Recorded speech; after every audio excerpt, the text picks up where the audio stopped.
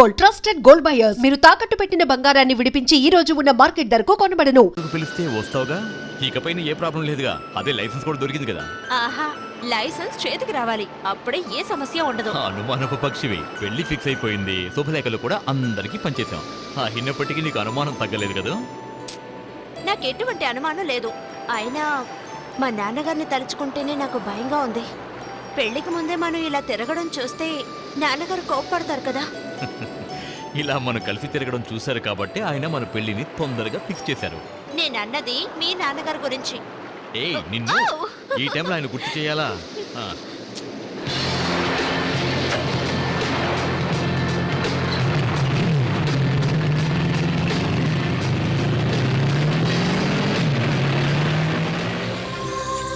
Please fast గా వెళ్ళొద్దు, నాకు భయంగా ఉంది. పెళ్ళైన తర్వాత ఎలాగో ఇలా తిరగలేం కదా. అయ్యో, నా కోసం కొంచెం స్లోగా నడుపు ప్లీజ్. నా బండి మ్యాడ్ మ్యాక్స్ యాక్ట్ చేసింది ఆ టైపు. నేను ఎక్కడ ఆగమంటే అది అక్కడ అవుతుంది తెలుసా.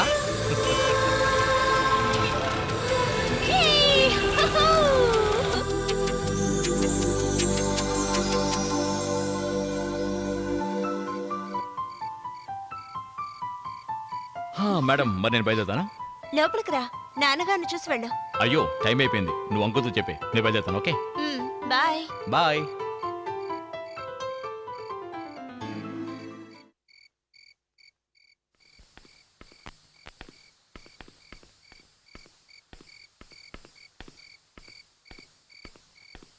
నాన్నా, రామ్మా, ఇలా వచ్చి చూడు. ఏంటివన్నీ? హాయ్.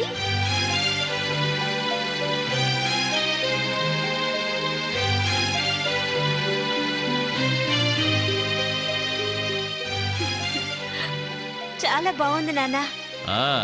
నీ అప్రూవల్ దొరకలేదు కాబట్టి ఇంకా నేను అడ్రస్ రాయలేదు. మీ అమ్మాయి అప్రూవల్ దొరికింది కాబట్టి మీరు ఇక నిరభ్యంతరంగా అడ్రస్ రాయొచ్చు. అలా అని చెప్పి పనులన్నీ నా నెత్తిన వేసి నువ్వు తప్పించుకోవాలని చూడద్దు. ఇలా వచ్చి కూర్చో. ఈ అడ్రస్ అన్ని రాయడానికి నువ్వు నాకు హెల్ప్ చేయాలి. ఓకే డాడీ, నాది ఐడియా. ముందు ఎవరెవరికి ఇవ్వాలో లిస్ట్ ప్రిపేర్ చేద్దాం, ఆ తర్వాత అందరికీ పంపించేద్దాం. ఏమిటోనమ్మా, ఎంత సర్ది చెప్పుకుందాం అనుకున్నా కూడా మనసులో ఏదో లోటు అనిపిస్తోంది. నాన్నా,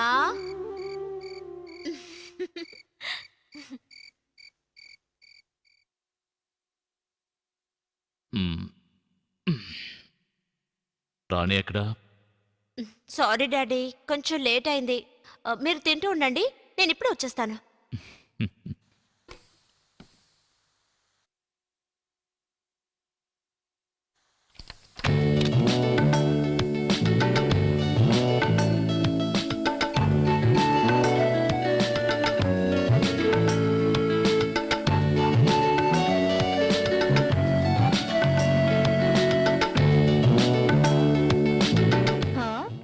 మీరు ఇంకా తినలేదా? అదేమిటమ్మా, నువ్వు లేకుండా నేను ఎప్పుడు టిఫిన్ చేశాను?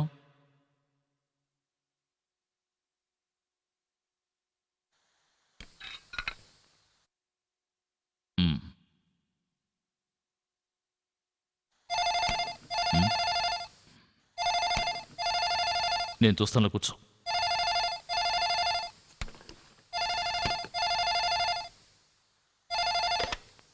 హలో బాలచంద్ర గారా? ఎస్, నేను రాజేంద్రని. మీతో ఓ ముఖ్యమైన విషయం మాట్లాడాలి. చెప్పండి.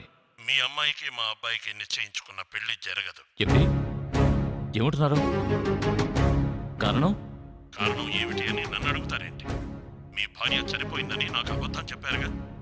ఆవిడిప్పుడు ఎక్కడ ఉందో, ఎలా బ్రతుకుతూ ఉందో నేను చెప్పనా? మిస్టర్ రాజేంద్ర, మీ కుటుంబంతో వ్యయవందుకోవడం నాకు ఇష్టం లేదు. అమ్మాయి ఎలా ఉంటుందో కూతురు అలాగే ఉంటుంది. Mister Rajendra please. ఇక మాట అనవసరం, ఫోన్ పెట్టి. ఏమైంది నాన్న?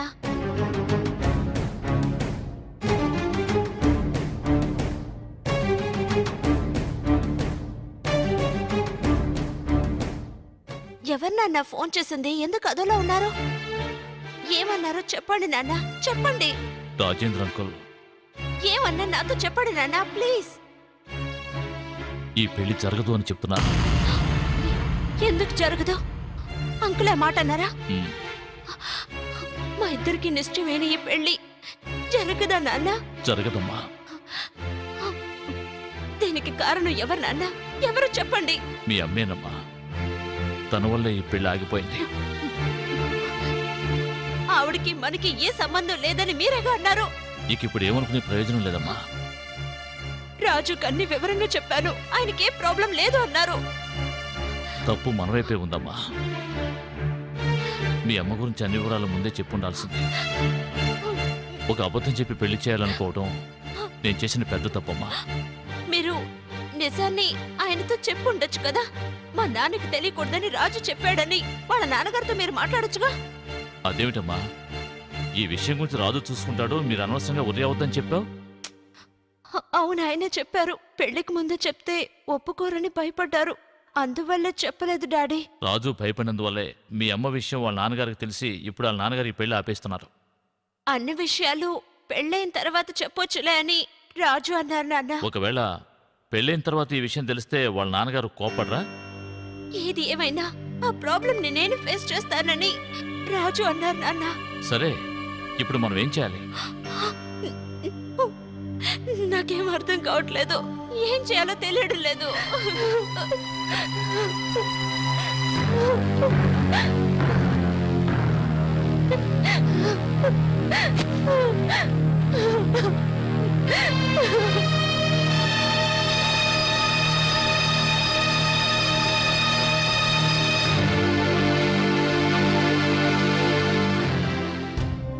అయ్యా,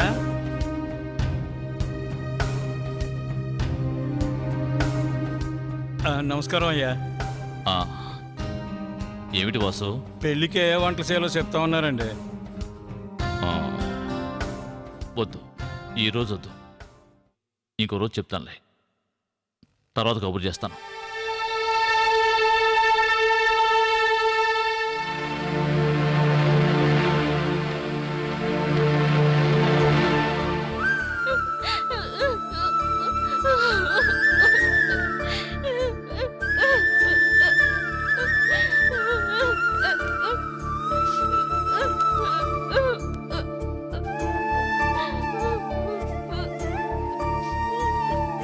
చూడమ్మా, ఈ పెళ్లి ఆగిపోయిందని బాధపడకమ్మా.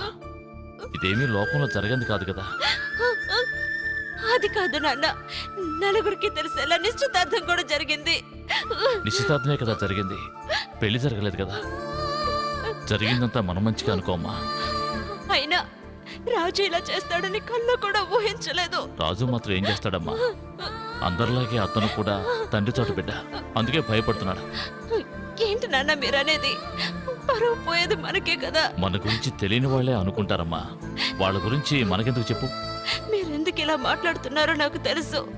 నన్ను ఓదార్చడానికే కదా మీరు ఇలా మాట్లాడుతున్నారు.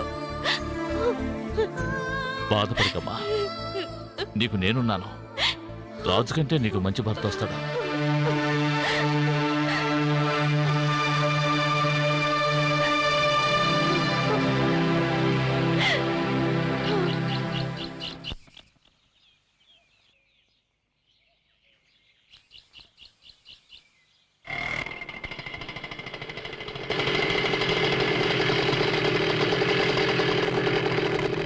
కొంచెం వెయిట్ చేయండి.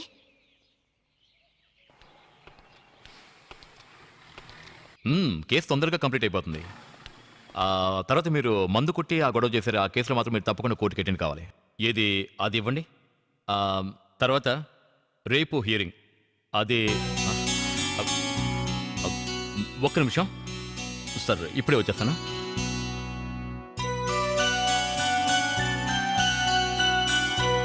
ఏంటి రాణి, ఏంటి ఇలా వచ్చావు? నేను ఎందుకు వచ్చానో తెలియదు కదా. తెలుసు, కానీ అన్నీ తెలిసి నువ్వు ఒక్కసారి కూడా ఇంటికి రాలేదు. కనీసం ఫోన్లో అయినా మాట్లాడదామని నీకు అనిపించలేదు కదా. నేను ఇంట్లోంచి ఇక్కడికి వచ్చింది ఇప్పుడే. ఇంట్లోంచి ఫోన్ చేయడం కుదరదని నీకు తెలుసుగా. మా నాన్నగారు చాలా కోపంగా ఉన్నారు. ఫోన్ చేయకపోయినా ఒక్కసారి ఇంటికి వచ్చి ఉండొచ్చు కదా. ఓ గాడ్, నా ప్రాబ్లమ్స్ నీకు అర్థం కావట్లేదు. నేను అన్ని నీకు వివరంగా తర్వాత చెప్తాను. నేను మీతో ముఖ్యమైన విషయం మాట్లాడాలి. రండి బయటకు వెళ్దాం. ఎక్కడికి వెళ్ళి మాట్లాడతాం? నాకు ఇప్పుడు చాలా పని ఉంది. ఎక్కడో ఒక చోటుకి వెళ్ళి మాట్లాడుకుందాం. పార్కుకో, బీచ్కో, ఎక్కడికైనా పర్వాలేదు. నాకే భయం లేదు. నాకిప్పుడు ఒక నిజం తెలియాలి. ఈ టెన్షన్లోనూ మీకు కేసే ముఖ్యమైపోయింది కదా.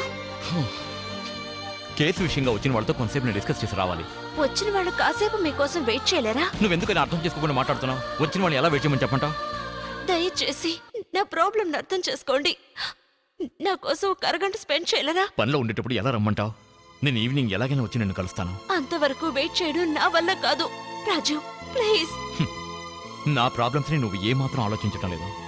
నీ గురించి ఆలోచించే స్థితిలో లేను. మా నాన్నగారు మాటల్ని పట్టించుకొని నన్ను ఆయనతో పోలుస్తున్నావు కదా? మీ నాన్నగారు ఇలా అంటారని మీరు ఊహించారా? ఆయన ఏం చెప్పినా నాతో మీ నిర్ణయం మార్చుకోనని ఆ రోజు చెప్పారు కదా. నిర్ణయం మార్చుకున్నానని నీతో ఎవరు చెప్పారు? అంటే తప్పకుండా మన పెళ్లి జరుగుతుంది అంటారా? ఎందుకలా మౌనంగా ఉండిపోయారు? అన్నీ సాయంత్రం మాట్లాడదాం. కుదరదు. నాకిప్పుడే తెలియాలి. మీరు నాతో రండి. మీరు వచ్చే వరకు నేను ఇక్కడి నుంచి కదలను. రాణి, గొడవ చేయకు. మన మాటలు వాళ్ళు వింటారు. మిగతా వాళ్ళ బాధని అర్థం చేసుకున్న మీరు ఎందుకు నా బాధ అర్థం చేసుకోవట్లేదు? నువ్వు బయలుదేరు. నీ వెనకాల నేను వస్తాను. వద్దు. ఆటో వెయిటింగ్ లో ఉంచాను. ఇద్దరం కలిసి వెళ్దాం. సరే, నువ్వు వెళ్ళి ఆటోలో కూర్చో, నేను వస్తాను.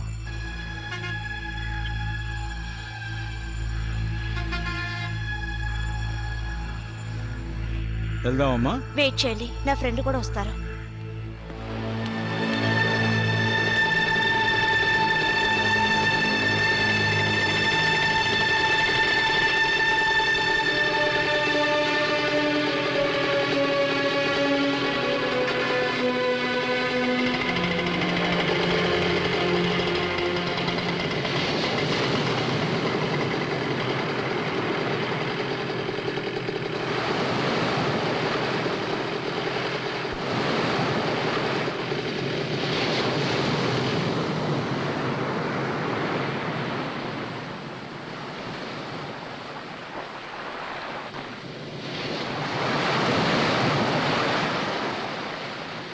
ప్లీజ్ ఏదైనా మాట్లాడండి. నన్ను ఏం మాట్లాడమంటావు? కొంచెం టైం కావాలి. నీకు ఆల్రెడీ చెప్పాను కదా, నా కోసం వెయిట్ చేయి ప్లీజ్. ఇంకా ఎన్నాళ్ళు మీకోసం వెయిట్ చేయాలి? నాన్నగారి మనసు మారేంత వరకు. చనిపోయే వరకు మీకోసం వెయిట్ చేస్తాను. మనిద్దరికి నిశ్చితార్థం జరగకుండా ఉండుంటే. నిశ్చితార్థంతో ఆగిపోయిన పెళ్లిళ్ళు మళ్ళీ ఎన్నో జరిగాయి. జరగుండొచ్చు, కానీ దానివల్ల అమ్మాయి జీవితం నాశనం అవుతుంది. మగవాడి జీవితం కూడా దెబ్బతింటుంది. అయినప్పటికీ నేను ఓర్చుకుంటున్నాను కదా. ఓర్చుకుంటున్నారా? దేనికి ఓర్చుకుంటున్నారు? నిజంగానే మీకు దమ్ము ఉంటే పరిస్థితి ఎంత దాకా వచ్చుండదు. నేను ధైర్యం నేను మగవాడిని అనుకుంటున్నావు కదా. ఇలా ఎగతాళిగా మాట్లాడడం మానేయండి. నిశ్చయమైన డేట్కి మన పెళ్లి జరిగి తీరాలి. దీనికి మీరు జవాబు చెప్పండి.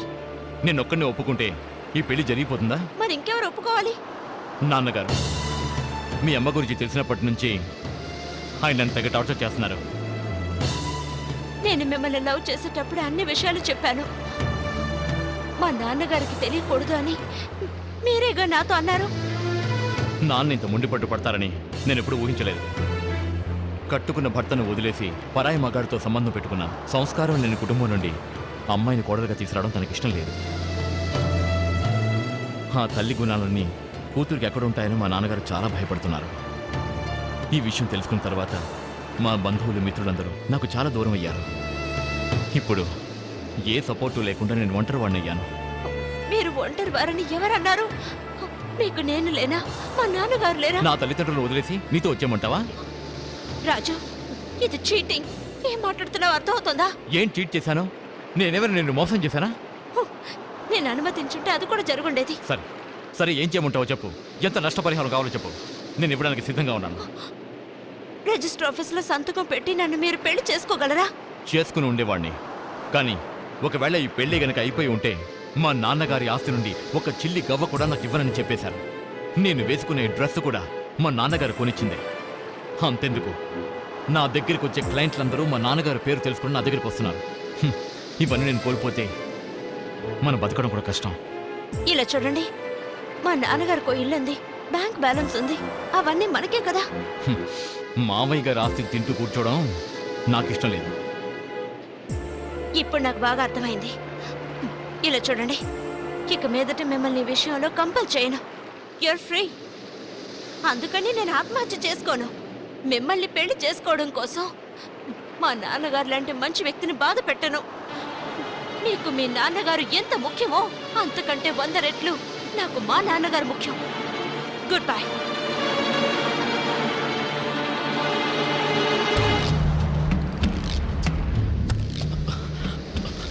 రాణి, నన్ను క్షమించు రాణి.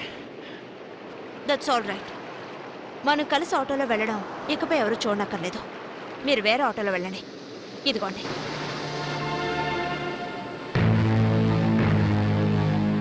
పోనివ్వండి.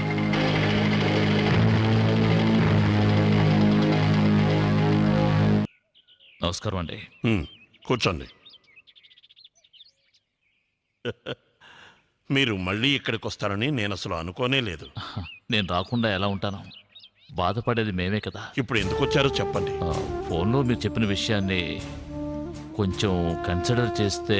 ఓ సారీ, ఐఎమ్ వెరీ సారీ. ఇక ఆ విషయం గురించి మాట్లాడి ఏం ప్రయోజనం లేదు. మిస్టర్ రాజేంద్ర, మొదట్లోనే ఈ విషయాన్ని నేను మీతో చెబుదాం అనుకున్నాను, కానీ మీ అబ్బాయే చెప్పొద్దు అని ఆపాడు. ఇదే నాకు నచ్చని విషయం. తప్పు చేసింది మీరు, దాన్ని అవతల వాళ్ళ మీదకి నెడుతున్నారు. దయచేసి నేను చెప్పేది వినండి. రాజు దగ్గర నేనే విషయాన్ని దాచలేదు. ఎవరో చేసిన తప్పుకి నా కూతురు శిక్ష వేయటం మంచిది కాదు. ఇది మరీ బాగుంది సార్. మీ భార్యని ఎవరో అని అంటున్నారు.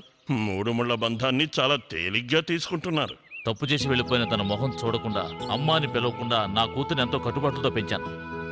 మీరు కట్టుబాట్లతోనే పెంచుండొచ్చు, అలాగని మీ భార్య కడుపున మీ అమ్మాయి పుట్టలేదు అని అనగలవా? మిస్టర్ రాజేంద్ర, మీ అబ్బాయి మా అమ్మాయిని పెళ్లి చేసుకుంటానని చెప్తే ముందు అడ్డు చెప్పింది నేనే. ఎందుకో మీకు తెలుసా? మీ గత జీవితం గురించి నాకు తెలుసు కాబట్టి. పదవిని డబ్బుని కాపాడుకోవడం కోసం మీరు చేసిన హీనమైన పనులు మొత్తం నాకు తెలుసు. మీ భార్య ప్రమాదంలో చనిపోయిందని మీరు నాతో చెప్పారు, కానీ ఆవిడ హత్య చేయబడిందని మీ పలుకుబడితో దాన్ని ప్రమాదంగా మార్చారని ఊరంతా చెప్పుకుంటున్నారు. కానీ పిల్లల మనసు బాధ పెట్టకూడదని దాని గురించి నేను పట్టించుకోలేదు. Very good. నా గురించి చాలా విషయాలు తెలుసుకున్నారు మీరు. మీ అమ్మాయికి పెళ్లి చేయడానికి ఎలాంటి త్యాగాన్నైనా చేయడానికి సిద్ధంగా ఉన్నారు కదూ? ప్రొఫెసర్ బాలచంద్ర గారు, మనస్సాక్షికి భయపడండి, అంతేగాని ఇలా దిగజారకండి.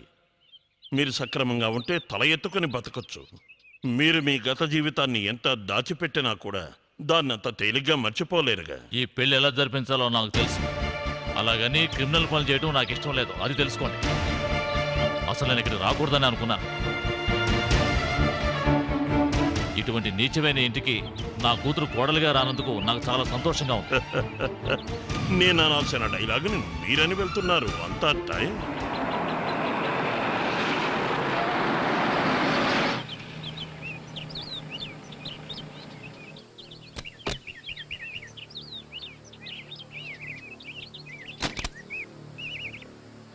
రాణి వచ్చిందా? లోపల ఉన్నారండి.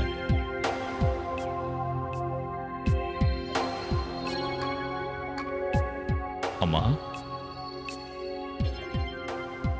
రాజును కలిసావమ్మా? కలిశాను. నేను చెప్పినట్టే జరుగుంటుందే. వాడి నిజరూపం నీకు తెలుసుంటుందే. రాజేంద్ర కొడుకే కదా వాడు. అయినా నేను అతన్ని మనస్ఫూర్తిగా ప్రేమించాను నాన్న. వాణ్ణి మర్చిపో అమ్మా. దుష్టులతో సహవాసం చేస్తే బాధపడేది మనమేనమ్మా. వాణ్ణి మర్చిపో. ప్రయత్నిస్తాను నాన్న. త్వరలోనే బంగారం లాంటి కుర్రాన్ని చూస్తానమ్మా. మనల్ని పూర్తిగా అర్థం చేసుకుని నిన్ను పువ్వుల్లో పెట్టుకుని చూసుకునే గుణవంతుని చూస్తాను. ఇప్పుడప్పుడే నాకు పెళ్ళొద్దు నాన్న. నేను మంచి జాబ్ చేయాలి, బాగా సంపాదించాలి, నా కాళ్ళ మీద నిలబడాలి. Very good. రాజుతో నీకు పెళ్లి నిశ్చయం కాగానే నువ్వు నీ చదువు ఆపేయాలని నిర్ణయం తీసుకున్నావు.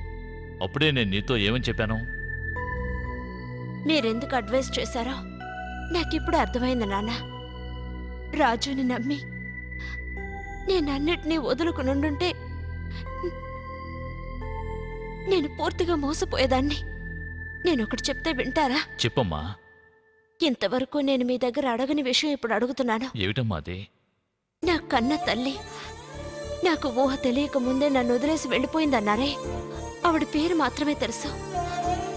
ఆవిడ్ని కనీసం ఫోటోలో కూడా చూడలేదు. మీ అమ్మ ఫోటోలని నేను చించి పారేశాను. తనంటే నాకు అంత ద్వేషం. ఇంకా మీ కోపం తగ్గలేదా? ఇప్పుడు ఆ కోపం లేదమ్మా. అయితే మీరు నాకు సహాయం చేయాలి. ఆవిడ అడ్రస్ నాకు ఇవ్వండి. ఆవిడ అడ్రస్సా? అవును. ఒక కన్న తల్లిగా ఆవిడ నాకు ఏమీ చేయనప్పుడు నేను ఆవిడ్ని ఎలా తల్లిగా అంగీకరించను? అయితే తన అడ్రస్ నీకెందుకమ్మా? ఒక ముఖ్యమైన విషయం ఉంది, అందుకే అడుగుతున్నాను. మీకు ఆవిడంటే ఇష్టం లేదని నాకు తెలుసు. అందుకే నేను ఎప్పుడు ఆవిడ గురించి ఒక్క విషయం కూడా అడగలేదు. కానీ ఇప్పుడు నేను ఆవిడని చూడాలి నాన్న. నాకు ఎటువంటి అభ్యంతరం లేదమ్మా. నువ్వు తన కూతురివి, తను నీ కన్న తల్లి. ఆ బంధాన్ని ముడివేయడం కోసం నేను అక్కడికి వెళ్ళడం లేదు. ఒక తల్లిగా ఆవిడ చేసిన తప్పు వల్ల నా జీవితం ఎలా నాశనం అయిపోయిందో తెలియజేయడం కోసమే వెళ్తున్నా నాన్న. అమ్మ రాణి, మీరేం దిగులు పడకండి. నేను ఆవిడతో ఒక విషయం అడగాలి. ఆ విషయం అడిగితే చాలు నాకు మనశ్శాంతిగా ఉంటుంది. నాకు తన అడ్రస్ తెలీదమ్మా, కానీ ఊరు తెలుసు. ఆవిడ భర్త పేరు చెప్తే ఎవరైనా చెప్తారు. ఆ జయదేవ్ ఎంతో పాపులర్ సింగర్. ఆ దుర్మార్గుడు గురించి మాట్లాడితేనే నాకు ఒళ్ళు మండుతోంది. నువ్వు అలా మాట్లాడకమ్మా. ఒకప్పుడు సినిమా రంగంలో ఎంతో పేరు ప్రఖ్యాతులు సంపాదించిన గొప్ప గాయకుడు. ఇప్పుడు ఏమీ లేని అనామకుడు, అంతేనా? ఒకరికి ద్రోహం చేసిన వాళ్ళ గతి ఇంతే. అది నాకు తెలీదమ్మా, కానీ నువ్వు అతను చూసినప్పుడు అతన్ని ద్వేషించుకో. ఎవరిని ఏం ప్రయోజనం? అంతా నా తలరాత. ఇంకా వాళ్ళ మీద ఎందుకు నన్న జాలి చూపిస్తున్నారో? ఎంత మంచి మనసున్న మిమ్మల్ని వాళ్ళు బాధ పెట్టారు. అలా మాట్లాడటం తప్పమ్మా. ఇలా చూడు, తనకి నాకు 1,000,000 ఉండొచ్చు, కానీ తను నీ కన్న తల్లి. లేదు, ఆవిడ నాకు తల్లి కాదు, శత్రువు. రాణి, నాకు తల్లి, తండ్రి, గురువు అన్నీ ఒక్కరే. ఆ ఒక్కరు మీరే. మీరు మాత్రమే నాన్న. సరే అదలా ఉంచు. నువ్వు మీ అమ్మని కలవడానికి ఎప్పుడు వెళ్తున్నావు? మీరు వెళ్ళమంటే ఇప్పుడే బయలుదేరతాను. ఇప్పుడు వద్దమ్మా. ఇప్పుడు వెళ్తే రాత్రి బాగా లేట్ అవుతుంది. రేపు ఉదయమే వెళ్ళు. కార్ తీసుకుని వెళ్ళు. ఉమ్.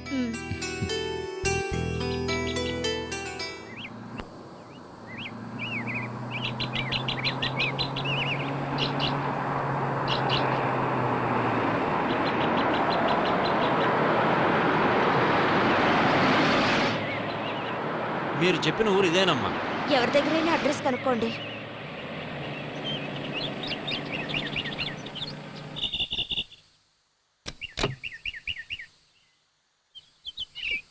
పాటలు పాడే జయదేవ్ గారి ఇల్లు ఎక్కడుందండి?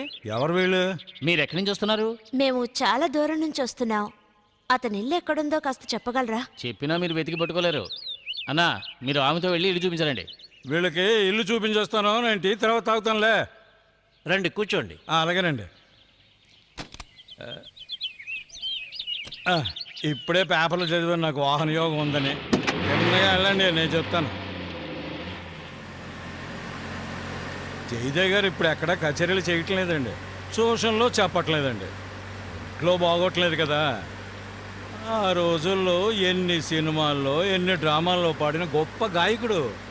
మీరేనన్నా చెప్పండి, ఆ రోజు సినిమా పాటలకి ఈరోజు సినిమా పాటలకి సంబంధమే లేదండి. ఆయన ఆరోగ్యం పాడిన దగ్గర నుంచి ఆయన చేతి ఎవరూ పాడించట్లేదండి. కళాకారుల జీవితం ఎప్పుడూ ఇంతేనండి. ఆ ఆడది ఎప్పుడైతే ఆయన దగ్గర చేరిందో ఆయన జీవితమే నాశనం అయిందండి. ఆయన ఆరోగ్యం దెబ్బతింది. కల్లా కపటం లేని మనిషి. ఆయన అనుకుని ఏం ప్రయోజనం లేదండి.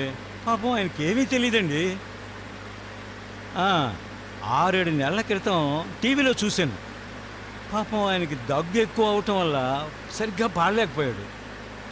కానీ ఆ రోజుల్లో ఆయన పాడిన పాటలన్నీ ప్రతి ఒక్కరూ పాడుకునేవారు. కానీ ఇప్పుడు పాడిన పాటలో శృతి లేదు, తాళం లేదు.